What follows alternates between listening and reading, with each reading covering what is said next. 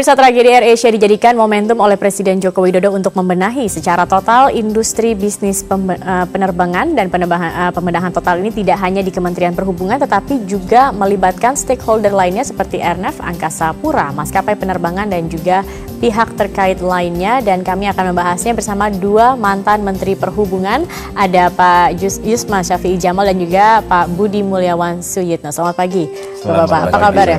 Iya, kita sudah melihat ya kemarin sudah panjang sekali dan banyak ternyata temuan-temuan terkait dengan tragedi pesawat AirAsia. Ini nanti kita akan membahasnya lebih dalam lagi pemirsa, tetapi sebelumnya kita akan simak dulu informasi mengenai tindakan-tindakan pemerintah untuk membenahi karut-marutnya bisnis penerbangan.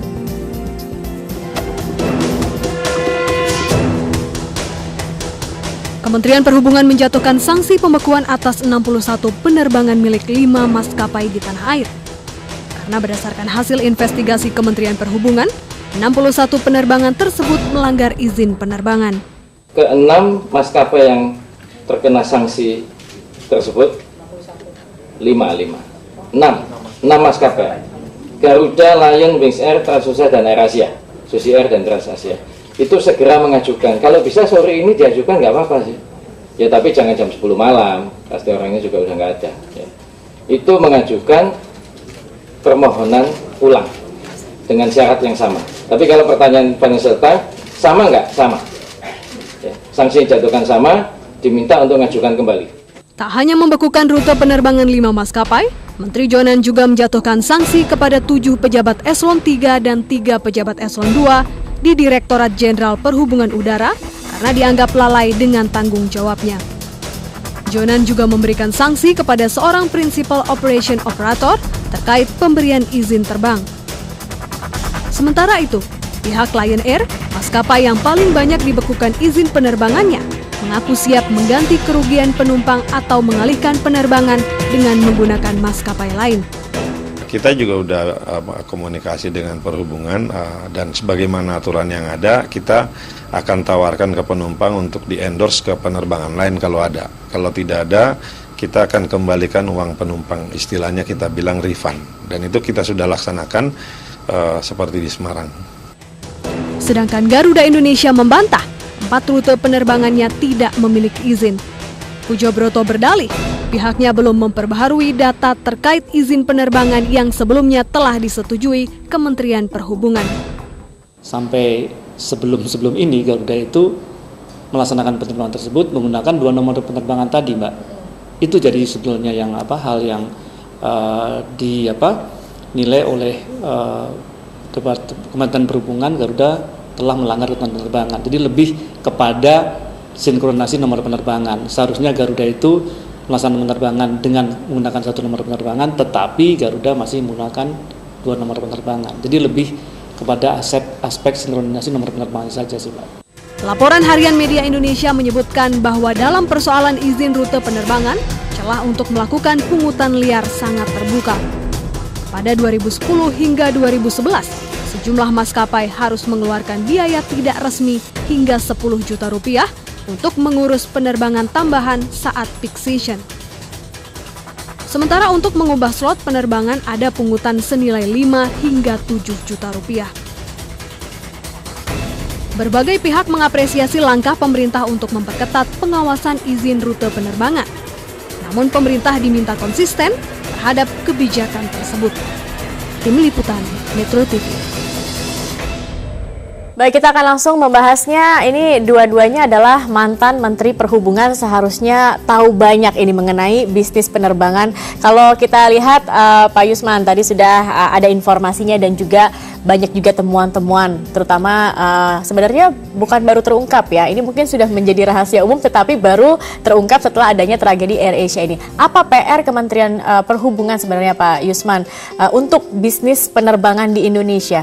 Saya kira kalau sudah langkahnya tegas seperti yang dilakukan oleh Pak Menhub sekarang ini, beliau harus terus secara sistematis dan konsisten mempertahankan ketegasan ini. Jadi artinya itu semua benih kecelakaan itu harus disisir dan kemudian dicari solusinya. Kan beliau itu sudah boleh dikatakan melihat dua sisi. Pertama, rute penerbangan dibekukan, artinya maskapai penerbangan sudah mendapatkan suatu peringatan dan pelajaran untuk tidak mengulangi kekeliruan yang sama, dan kemudian beliau juga telah menghukum dan memberikan sanksi kepada regulatornya, jadi orang-orang atau petugas yang dianggap tidak memenuhi standar operating procedure. Jadi artinya kan dia sudah membenahi interaksi antara regulator dan operators. Itu kan sudah diputus rantai hal-hal yang bersifat menimbulkan benih kecelakaan.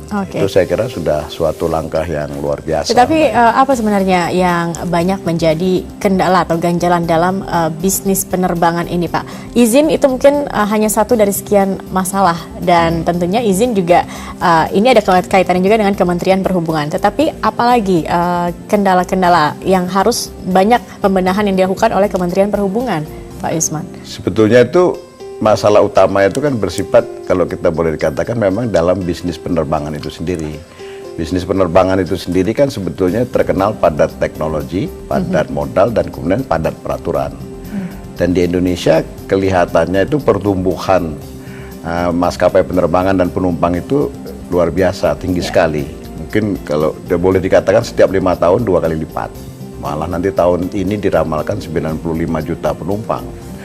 Nah, jadi banyak maskapai penerbangan muncul, dan banyak maskapai penerbangan muncul itu mungkin juga waktu muncul capitalnya atau modalnya mungkin tidak memenuhi syarat, karena memang dalam Undang-Undang Nomor 1 Tahun 2009 kan dikatakan bahwa harus memiliki 5 pesawat yang dimiliki dan seterusnya. Persyaratan-persyaratan itu kadangkala dibagi maskapai penerbangan yang baru, mereka berorientasinya hanya pada kemampuan untuk mengoperasikan pesawat. Nah, ketika dia mau melakukan itu, tentu fokusnya adalah pada bagaimana upaya untuk mendapatkan margin keuntungan yang baik. Ya. Jadi mereka cari slot yang paling baik.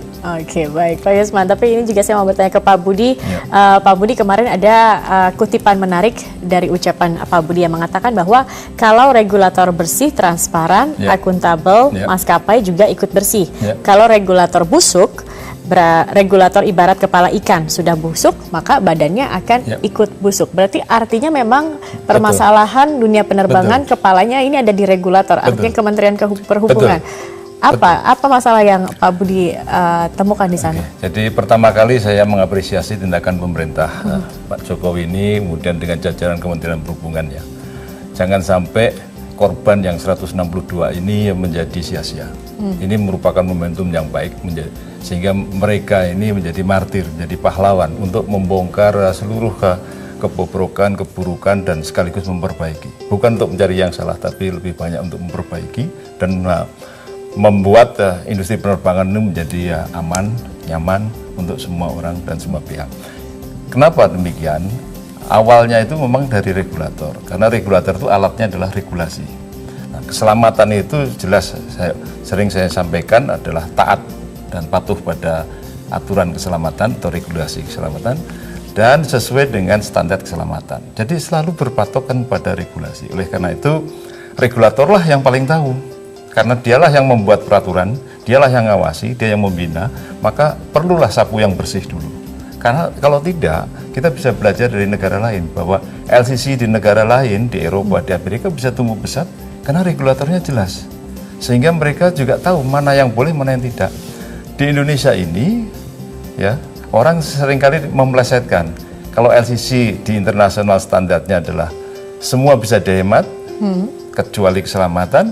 Nah, di Indonesia juga dibalik, dipelesetkan, semua boleh dihemat termasuk keselamatan. Di sini lubang-lubangnya yang harus kita awasi. Yang kata Pak Yusman tadi, benih-benih. Jangan sampai keselamatan itu dicoba-coba untuk dihemat. Tapi karena kita menghadapi pelaku bisnis yang sangat pragmatis, maka pengawasan harus jangan sampai lengah. Baik, tetapi kalau kita lihat juga Pak Budi, regulator sudah memiliki sebenarnya ya ketentuan-ketentuan dalam regulasinya seperti itu. Tetapi yang jadi masalah adalah bagaimana ketika maskapai dan regulator sama-sama bekerja sama untuk menyampingkan keselamatan penumpang. Nah, kemarin ini Pak Ignatius Jonan baru memberikan sanksi kepada 11 ya pejabat di sana, 11 orang. Apakah ini sebenarnya jumlahnya juga cukup banyak Pak untuk Oh, terjadi bisa permainan. lebih, bisa lebih kalau kita memang betul-betul konsisten ya. Dulu saya pengalaman saya jadi Dirjen Perhubungan Udara juga pertama kali minggu pertama yang saya bersihkan adalah Direktorat Lalu Lintas Angkutan Udara. Karena itu dagingnya industri penerbangan. Maksudnya dagingnya seperti apa? Dagingnya artinya di sanalah tempat untung atau ruginya industri Artinya penerbangan dunia mulai penerbangan dari rutenya. cukup Rute seksi gemuk, dalam bisnis ini ya. Begitu ya Pak ya. Karena memang ini supaya jelas. Dia kan ada AOC, ada izin rute, ada izin slot. Kalau kita tahu AOC itu sebetulnya landasan aja. Tapi kalau kita tahu ada izin rute dan kemudian ada izin slot, kita tuh bisa langsung memprediksi berapa fixed cost daripada maskapai penerbangan yang dikeluarkan per hari, per bulan, dan kemudian kalau kita dapatkan izin slot kepastian, maka kita ada langsung variable cost-nya kita dapat. Jadi dua ini yang disebut oleh Pak Mas Budi tadi sebagai suatu daging, karena dengan ada kepastian dari izin slot dan izin rute, maka artinya biaya dari maskapai penerbangan dan termasuk juga margin keuntungannya itu bisa diprediksi. Itu sebetulnya menjadi masalah. Karena itu dua-dua ini harus benar. Harus sesuai dengan standar keselamatan dan keamanan penerbangan. Pak Jusman dan Pak Budi, saya juga ingin tahu nih, selama masa kepemimpinan Anda, pernahkah Anda misalnya mengganti orang atau apapun, berapa banyak ketika saat itu temuan-temuan? Dan juga yang menarik, meskipun pemerintah sepertinya serius, tapi saat ini untuk Dirjen Perhubungan Udara saja masih PLT ya Pak ya? Belum ada orang yang pasti yang duduk di posisi itu, sehingga juga bagaimana ingin menerapkan aturan kalau tidak ada benar-benar yang memimpin di atasnya. Nanti kita akan membahas lagi pemirsa, kami akan kembali setelah jeda pariwara berikut ini. Tetap bersama kami di Bincang Pagi.